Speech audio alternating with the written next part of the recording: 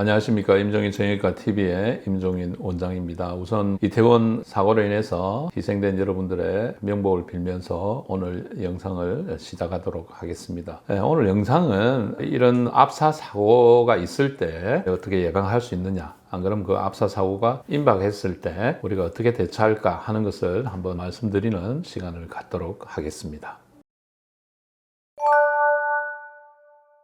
자, 우리가 군중이 많은 그런 밀집된 곳에 참석해야 되는 경우가 있죠. 그럴 때 우선 어떤 생각을 갖고 참석을 해야 될지 한번 정리를 해 보겠습니다. 일단은 그런 어떤 밀집된 공간에서 어떤 위험성에 노출되겠다 싶으면 자리를 피해서 탈출하는 그런 게 대원칙이 되겠습니다. 그렇지만 꼭 우리가 참석해야 될 경우는 미리 준비를 하고 가는 것이 위험에 처해서 나쁜 결과를 초래하는 확률을 낮출 수가 있다고 생각을 합니다. 우선 첫 번째, 그런 곳에 갈 때는 비교적 이동이 편리한 운동화가 좋겠습니다. 그리고 운동화도 발목을 감쌀 수 있는 튼튼한 운동화가 급한 경우에 미끄럼도 방지시켜주고 군중을 좀 헤쳐나가는데 도움이 될 것입니다. 그다음 두 번째는 행사 전에 가능하면 든든하게 드시고 수분도 충분히 섭취한 상태에서 참석을 하는 것이 좋겠습니다. 우리가 굉장히 시장하다든지 탈수된 상태에서는 여러 가지 몸이 불편할 수가 있기 때문에 미리 챙겨 먹고 수분도 충분히 섭취를 해 주시는 것이 좋겠습니다. 그 다음에 세 번째, 신분증하고 자기가 필수적으로 먹어야 되는 약은 가지고 있는 것이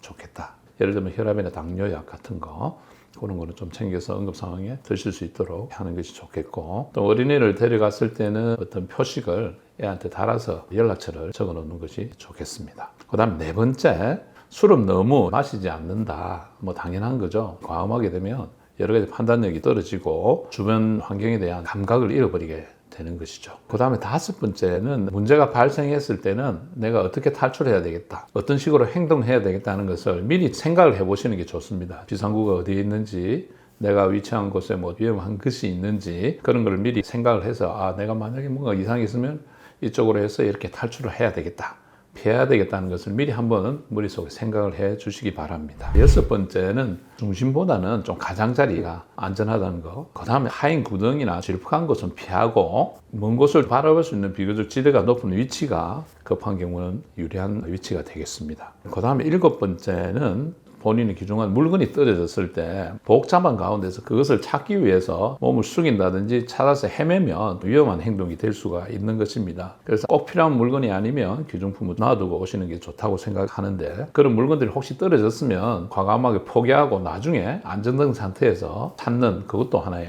지혜가 될 수가 있는 것입니다. 그 다음에 마지막으로 가족이나 일행과 헤어지는 상황에 대비해가지고 헤어졌을 때는 언제쯤까지 기다렸다가 안 되면 어디에서 만나자, 이런 약속을 미리 해놓는 게 좋겠죠. 휴대폰을 분실하는 수도 있지 않습니까? 연락이 안 되는 경우도 있기 때문에 미리 약속을 해놓는 게 좋겠습니다. 그 다음에 또 하나 더 덧붙이자면 어린 애들을 데리고 가야 되는 경우가 있습니다. 그럴 경우는 높은 위치에 무등을 태우든지 가슴 앞으로 안고 보호자의 가슴을 다리를 서 딱 이렇게 잡을 수 있도록 안정적으로 그렇게 해서 이동하는 것이 좋습니다. 애를 손을 끌면서 복잡한 데를 다니다 보면 잃어버리는 수가 많기 때문에 그것도 여러분 꼭 기억해 주시기 바랍니다.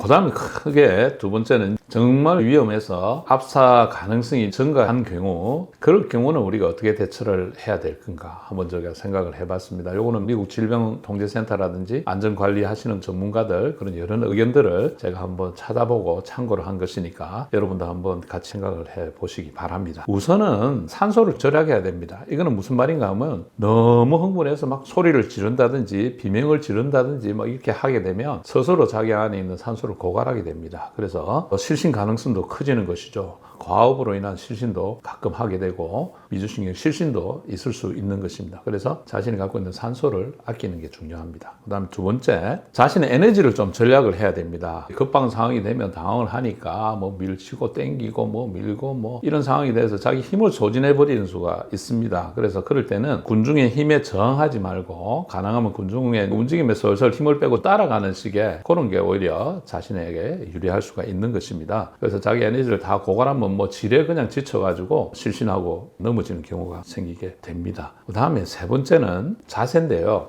팔짱을 제가 시범을 보이면 이런 식으로 반대편에 이게 팔꿈치를 잡아서 가슴 앞에 이렇게 딱 보호를 하고 호흡할 수 있는 공간을 최대한도 자기가 확보를 할 수 있는 자세가 되겠습니다. 그 다음에 이런 식으로 권투 선수처럼 가슴을 앞에 이렇게 해서 자기 가슴을 보호하면서 공간을 확보하는 수도 있습니다. 그 다음 네 번째는 군중의 움직임이 초강 상태가 되어서 틈이 보인다면 이동을 가장자리로 하는 게 좋습니다. 바깥쪽으로. 그때는 수직으로 수평으로 이동하면 저항이 강하겠죠. 그래서 대각선으로 해서 비스듬하게 이동해서 가장자리 쪽으로 가는 것이 굉장히 중요합니다. 그 다음에 가장자리 가서 벽에 도달하게 되면은 그때는 기둥이라든지 뭐든지 붙잡을 수 있는 것을 붙잡고 좀 버티는 게 중요합니다. 휩쓸리지 말고, 그리고 이제 넘어지지 않게 노력하는 것이 중요하겠습니다.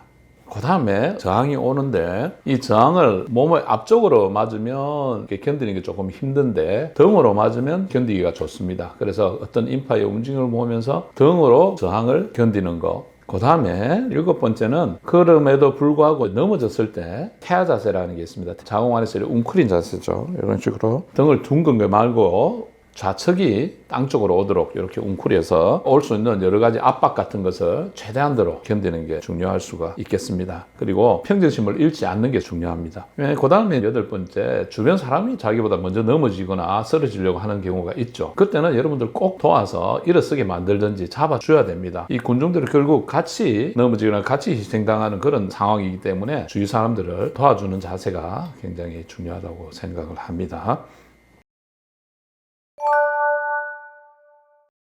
자, 이번에는 응급처치의 원칙에 대해서 한번 말씀을 드리겠습니다. 응급처치의 원칙은 일단은 응급 상황을 파악을 합니다. 전체적인 분위기를 일단 파악을 하고 자신이 무엇을 할 것인가 판단을 해서 위급하다, 이거는 내가 가서 도움이 돼야 되겠다 싶을 때는 빨리 119에 연락을 하고 구급차를 부르든지, 구급차가 올 수 있는 상황이 아니거나 또 그 정도로 심각하지 않으면 이분의 상태를 이야기하면서 상담을 받는다.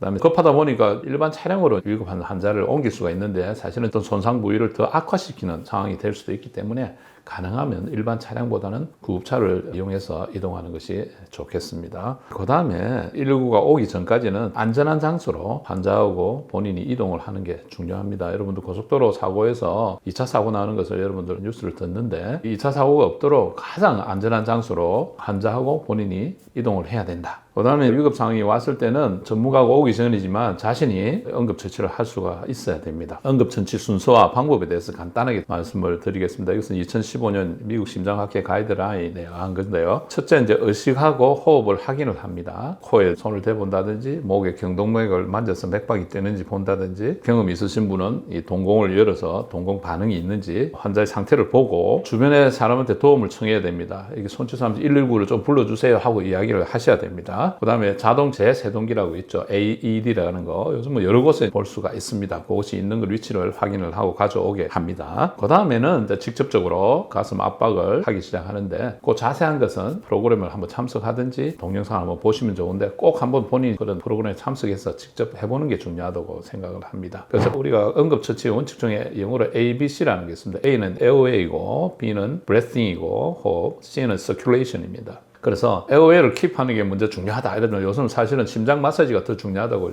강조를 하고 있습니다. 그래서 ABC가 있으니까 그것을 머리에 생각하고 기도 호흡을 잘할 수 있도록 자세가 안 좋으면 목을 쭉 펴서 기도를 확보를 해주고 입도 뭐가 있으면 닦아주고 그 다음에 텅바이트, 이빨을 물지 않도록 열어준다든지 여러 가지 조치를 해서 호흡이 좀 용이하게 해주는 게 되겠죠. 그 다음에는 제일 중요한 가슴 압박. 그래서 분당 100회에서 120회 정도, 그 다음에 가슴이 한 5cm 이상 깊이로 깊숙하게 심장 마사지 하는 것이죠. 심장을 손으로 해서 짜준다고 생각하시면 됩니다. 심장을 짜서 피를 내 쪽으로 보내기 위한 방법이다. 이렇게 생각하시고 힘껏 눌러주셔야 합니다. 너무 막 빨리 하는 것도 좋지가 않습니다. 왜냐하면 이게 호흡이 돌아올 때 맞지가 않으면 오히려 호흡하는 것을 방해할 수도 있죠. 그래서 적당한 횟수를 지켜주시는 게 좋습니다. 한 30대 2로 가슴 압박을 30번 하고 2번을 인공호흡을 하고, 인공호흡은 꼭 해도 되고 안 해도 됩니다. 일단 가슴 압박이 굉장히 중요하다. 것을 기억해 주시기 바랍니다.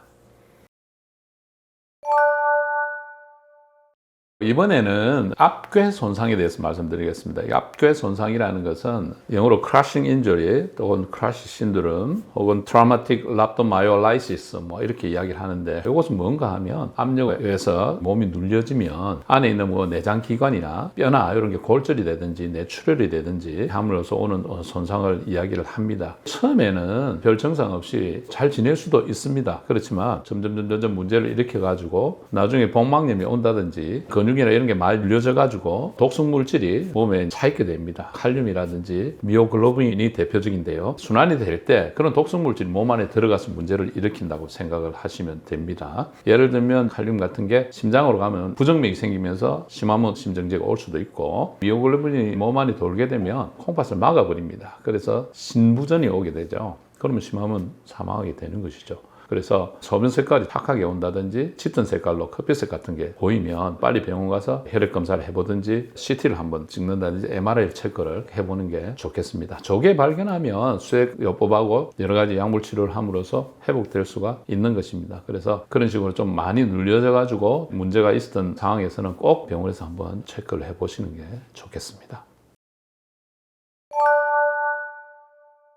마지막으로 말씀드릴 것은 외상 후 스트레스 장애입니다. PTSD, Post Traumatic Stress Disorder 이렇게 이야기를 하는데, 이 PTSD는 정의를 하면 심각한 외상을 겪은 후에 나타나는 불안 장애, 이렇게 한마디로 이야기를 할 수가 있죠. 그래서 남성들은 전쟁 경험이 많고 여성은 물리적인 폭행이나 강간 같은 거, 이게 대표적인 원인이 될 수가 있는데, 정상은 꿈이나 반복되는 생각을 통해 외상을 재경험하고 또 외상과 연관되는 상황을 피하거나 무감각해지는 경우, 그다음에 세 번째는 자율신경계가 과각성되어서 쉽게 놀라거나 집중력이 저하되거나 또는 수면장애가 온다든지 짜증이 증가하는 여러 가지 증상을 보일 수가 있습니다. 어째 보면 그 상황이 꼭 놓였던 사람뿐이 아니고 그분들하고 연관된 분들이라든지 그것을 간접적으로 목격한 우리 사회 전체도 사실은 PTSD에 노출되어 있기 때문에 어떤 그런 증상이 있는 분은 빠른 치료가 또 필요할 수도 있겠다, 이렇게 생각을 합니다. 가장 중요한 치료는 환자를 지지하고 격려해서 환자가 이것을 극복할 수 있도록 대처할 수 있는 방법을 교육하는 것이라고 되어 있고, 약물치료, 정신치료도 필요하다, 이렇게 되어 있습니다. 이상 이번 이태원 압사 사고로 인해서 여러 가지 상황에 대해서 한번 생각해 볼 것을 정리해 보았습니다. 다음에 또 좋은 콘텐츠로 찾아뵐 것을 약속드리고, 알림, 좋아요, 구독 이렇게 여러분들도 해주시면 감사하겠습니다. 여러분, 추워지는 날씨에 건강하게 지내시기를 기원하겠습니다. 여러분 감사합니다.